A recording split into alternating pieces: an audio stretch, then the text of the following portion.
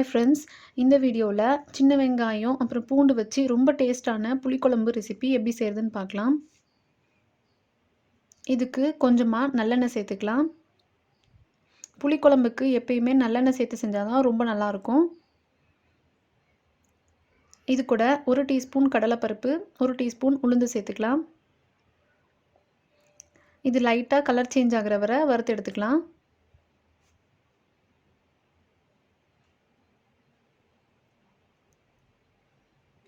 Colour change ஆனோன்னே இது கூட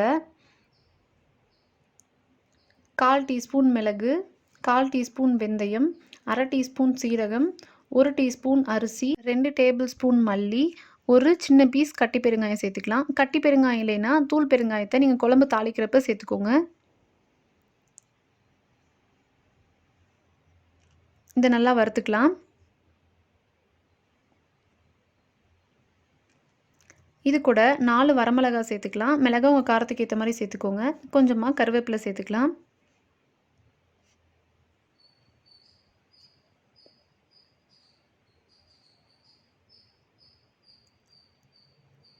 இப்போ இதை எடுத்து வச்சிடலாம். கொஞ்சமாக நல்லெண்ணெய் சேர்த்துக்கலாம். இது கூட ஒரு 15 சின்ன வெங்காயத்தை இந்த மாதிரி 2 2 கட் பண்ணி சேர்த்துக்கலாம்.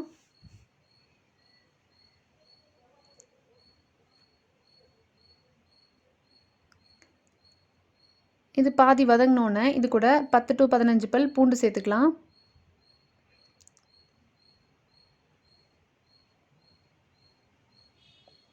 இது ரெண்டுமே நல்லா வதங்கினோன்னே இது கூட ஒரு பெரிய சைஸ் தக்காளி சேர்த்துக்கலாம். இது நல்லா வதக்கிடலாம்.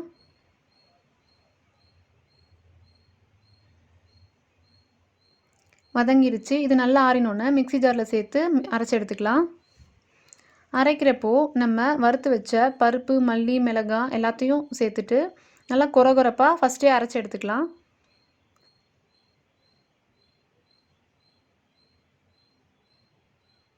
இதை கொரகொரப்பாக அரைச்சாச்சு.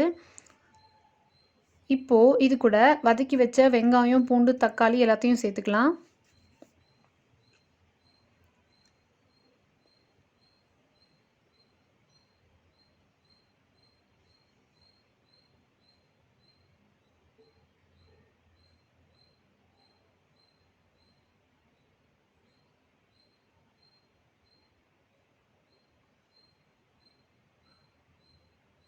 இது நல்லா ஃபைன் பேஸ்ட்டாக அரைச்சி எடுத்துக்கலாம்.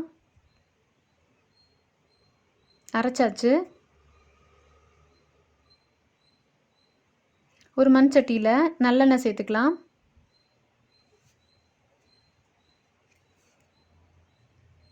ஆயில் சூடானதும் கடுகு சேர்த்துக்கலாம்.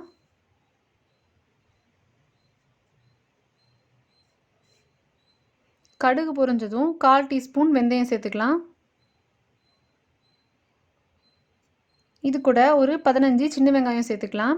இது ரொம்ப குட்டி குட்டி வெங்காயம் தான், அதனால் நான் கொஞ்சம் அதிகமாக எடுத்திருக்கேன்.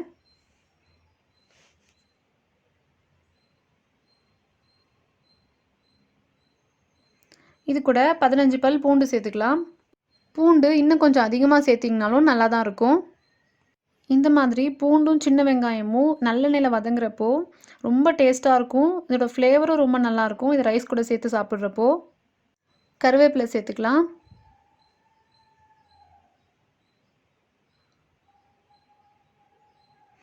ஒரு லெமன் சைஸ் புளியை தண்ணியில் ஊற வச்சு கரைச்சி எடுத்துருக்கேன். இதை இதில் வடித்து சேர்த்துக்கலாம்.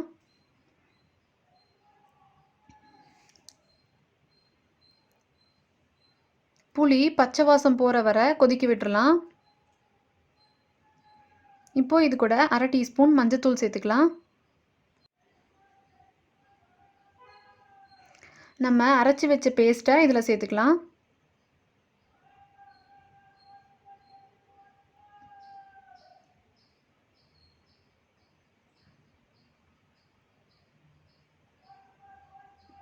இது கூட கொஞ்சமாக ஒரு சின்ன கப் அளவுக்கு தண்ணி சேர்த்துக்கலாம்.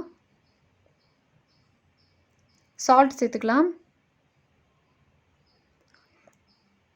இப்போது இதை மூடி வச்சிடலாம். மூடி வச்சுட்டு ஒரு 10 நிமிஷத்துக்கு நல்லா கொதிக்க விட்டுறலாம்.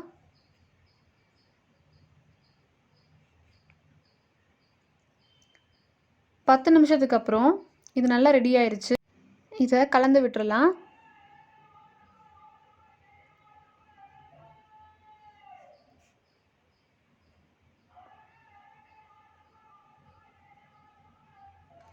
கடைசியாக இது கூட கொஞ்சமாக வெல்லம் இல்லாட்டி நாட்டு சர்க்கரை சேர்த்துக்கலாம்.